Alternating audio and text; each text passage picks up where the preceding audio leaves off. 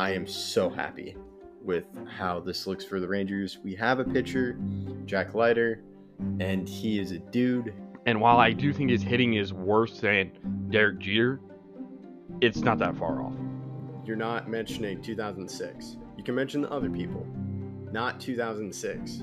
Oh, just because I bought the best soap doesn't mean your room's going to be clean. It just leaves it to where I don't believe that the Canadians had a shot.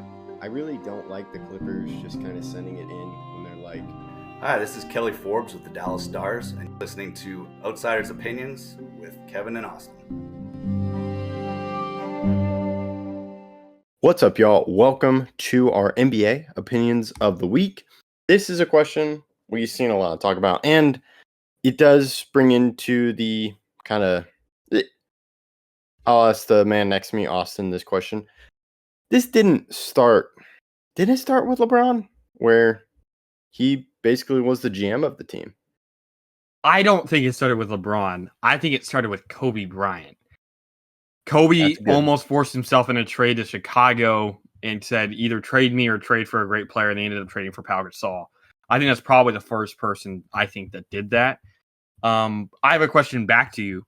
Do superstar players have the right to be a co-GM for their organization, or do you think they should just stick to playing basketball? Because I think, in my opinion, that coaches really should stay as coaches. I think that Bill Belichick or most GMs, not Greg Popovich, ignore Greg Popovich, everyone else besides like Greg Popovich is as a GM bad. I mean, we look at Phil Jackson, what it was with the Knicks. The Knicks, he was the GM and the head coach, and while he wasn't the greatest head coach, then he was definitely a much worse GM. So, do you think that players deserve the right to be a co-GM, or do you think they should just stick to playing ball?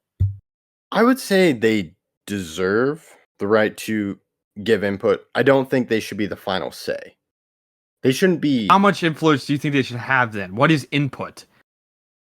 I think they can be like, hey, I would like to play with this guy.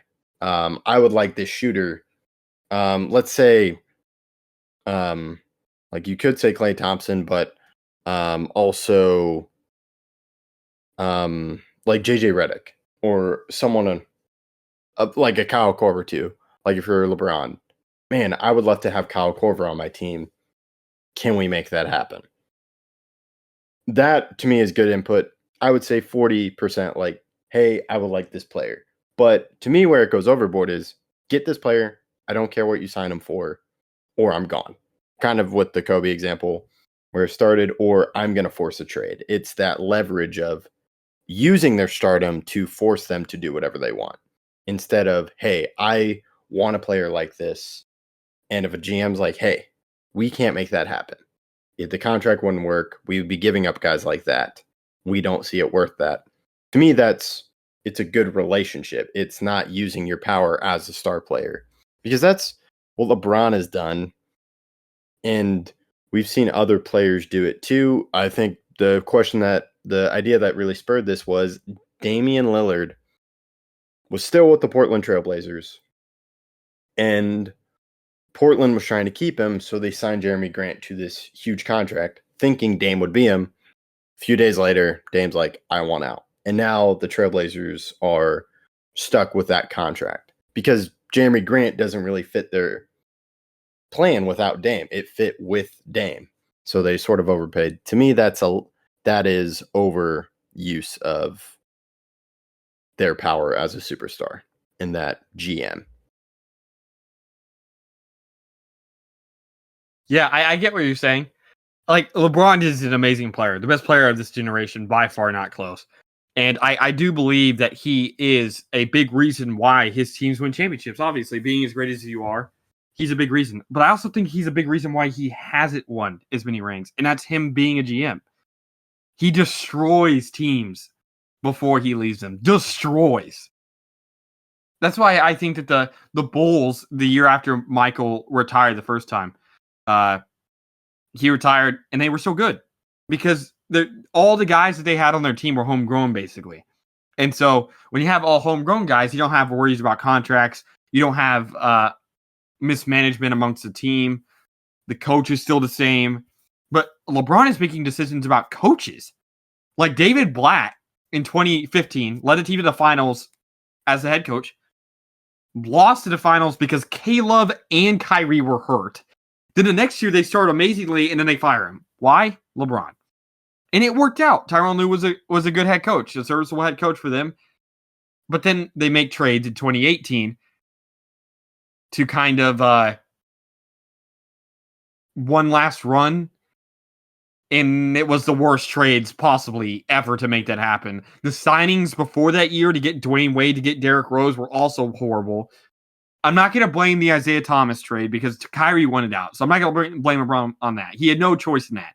But the Dwayne Wade signing, the Derrick Rose signing, the trading for Larry Nance, Rodney Hood, Jordan Clarkson, some of those were okay. Some of them were very bad. And it made it to where when Cleveland did not have LeBron, they were horrible. The first time with Cleveland, LeBron was like, get me help. And they traded for a way over the hill Ben Wallace, a way over the hill Shaquille O'Neal. It's deals that, again, ruin his chances. He's his own worst enemy. Even though he is so great and can power your team to a title, I think people are starting to realize now that they don't want to play with LeBron. They don't. Why would I want to go play with a team that has a guy that can trade me in a whim for no reason? He thinks he knows, but it's not his job to be the GM. His job is to play basketball. His job is to be a good teammate. And it's really hard to be a good teammate and a GM at the same time. You can't. And so I think that's why a lot of players aren't signing with the Lakers. I think that's why the Lakers had trouble signing guys like DeRozan or Paul George or any one of these guys that maybe had a slight chance of going there. They just, it was something that people don't want to, or players don't want to be with LeBron. Not because he's not an amazing player. Not because he's probably not amazing. He's probably an amazing teammate when they're on the court. He likes to see everyone involved in the offense. But tomorrow you get traded because you missed a game-winning three. So it's a hard thing to follow. And I definitely don't think players have the rights to be the GM of an organization, or why have a GM. I think the same thing with coaches. I think coaches get very good at coaching and they win a lot of championships. And they're like, I need to be the GM now. No, you don't. You don't need to be the GM now. You're a great coach. You're not a great GM. That's why I think that the Heat have always been good. Is not only did they limit LeBron's access to be the GM, that was always going to be Pat Riley, but also Spoelstra is a great coach, and he's never going to be the GM because the GM is Pat Riley. So it's technically Pat Riley's the president of basketball operations, but he's the pseudo GM. He's making a lot of those big decisions, and they always have that separated. With the Lakers, with the Cavs, LeBron didn't have that. He kind of was not only the head coach, but definitely the GM, making a lot of moves, pushing for moves. I don't think if LeBron wasn't pushing to be the GM, I doubt they draft Bronny. They definitely. Bronny doesn't go in the second round and get a 4-year guaranteed deal. Yeah, LeBron takes 3 years off of $3 million off of his contract straight to Bronny. Like the largest second, it's the largest right out of college, I believe, second round signing ever. Most guaranteed. I think it's the most guaranteed money out of the draft initial contract for a second round pick ever. And that to happen for a guy who proved nothing in college. And while I still do believe that Bronny could become something, he has athleticism, he has a passing ability. And I'm not a Bronny hater like some of these guys. He had potential in high school. He was a very highly touted prospect, but he did not prove anything or show anything. And I definitely think that LeBron was the one who literally pressed whenever they made the call. You make a call to the person you're drafting. It was LeBron calling his son. Like I feel like that was definitely what happened. Yeah, and I'll take this to a different example. LeBron, he has won championships and gotten a coach that did win a championship with Tyronn Lue. I'll take a issue where this team was awful. They had one good run and failed. And to me, that is the Brooklyn Nets, to where they're like, okay, KD and Kyrie, you run the team, you choose your own coach, and we'll do whatever. They orchestrate getting James Harden on their team. That blows up in their face. Nets are still figuring out this problem, as they didn't really have much picks till the weird trade this offseason with the Rockets, where they got their picks back and they flipped them. So with the Nets, KD was like, I want to be the GM. I want to run this team. They choose Steve Nash and they get Steve Nash fired. I do think superstars, given a high caliber player, a top 5 player like Giannis, Jokic, Luka, LeBron, maybe not LeBron now, but they can be like, hey, I need someone. I need help. I would like a player like this. Can we make this work? Just because of what they do on the court. The problem with me is using that leverage of I'm going to leave if you don't do this, giving them an ultimatum, not talking to them and being unreasonable, but being reasonable, being like, okay, I understand what you're doing. And as a GM, I think you need to do that just because it is your star player.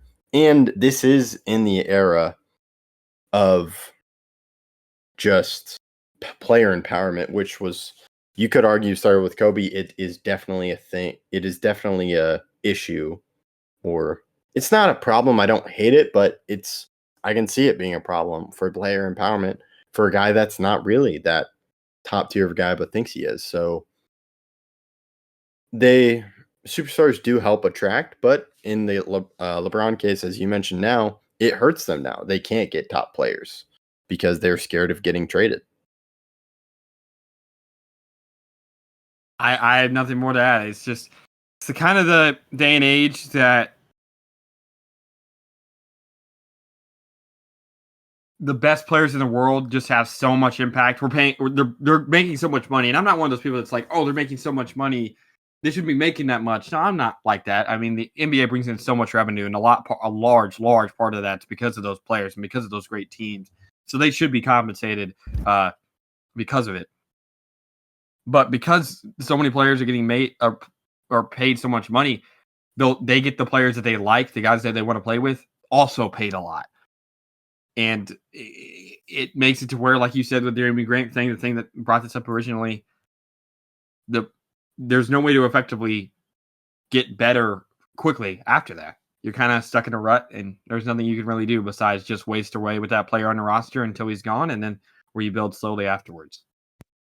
Yeah, and that's something we'll have to see. I'm very curious to see what the top stars do. I think it is starting Luka. We could see this with Luka or what he does, and other guys that are starting to rise up and become the stars. I don't see it. I wonder if Jokic did push for Russell Westbrook, but that's not this. He got signed to like a minimum level contract. I'm again. That's kind of your Kyle Korver thing, right? Yeah. If it's a player, okay, I think this player will make our team better. That's different. Let's sign this guy to a massive contract, and then I'm going to lead the team later. Or the mid-season trades or the massive off-season overpays are the two that I think of when I think of this type of ordeal. Let's trade all our young guys for this one star I wouldn't want to play with during mid-season. Or let's sign my friend to a massive contract. Or let's sign this guy I want to play with for a massive contract. And then going to leave? No. Like Jokic, he's not going to leave. If he wants to play with Russ, he can play with Russ. It's a minimum level contract. Hey, guys, I think Russ will make our team better so that we can have a better ball handler for a second unit. You know what, Jokic? Sure, we can do that. We can do that for you. If Luka talked about Klay Thompson was on a big contract. So it depends on circumstances. Not every one of LeBron's moves I think are bad. Like I mean, we talked about the Kyle Korver one. There's been other signings that the Lakers or someone else have made that's not that big of money, and it's or trade for this guy because I think he's going to be good. Him pushing for Kyrie. The Lakers trade for Kyrie Williams with the Nets, I don't think is the LeBron GM. I think it's a LeBron knowing who he's good playing with. Hey, guys, there's proof of me playing well with this guy. So let's get him. Obviously, it didn't work out. But I don't think it's a LeBron GM move. I think it's a LeBron. I would be understandable if a star player came up and said that because he's proven to be good with that player. What about LeBron getting Anthony Davis and forcing a trade like, hey, we need to get Anthony Davis? I'm 50-50 on that one. They definitely needed to make moves, and they had so many good young guys that it was fine.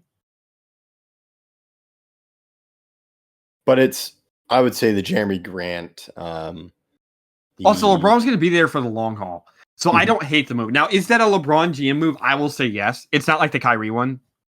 It's definitely I would say, a LeBron GM move. However, it was a great fit, and I think he understood it was going to be because AD is such a good defender. So I'm not going to harp on that one as much, even though I do think it's a LeBron GM move. Yeah, I think those are some of the moves where a superstar can be like, hey, he will fit well with us. Oh, I have experience with Kyrie. He'd be great with us. It's the go pay this guy no matter what, sort of like Jeremy Grant. And then there are other ones like that. So it's kind of a thing you have to figure that out as an NBA GM and as an NBA coach, especially of a superstar. But that's all I got. Any final thoughts? Nope. That's all we got. Let us know your thoughts. Do you completely disagree with us? We love hearing your feedback, and thank you for listening to Outsiders Opinions.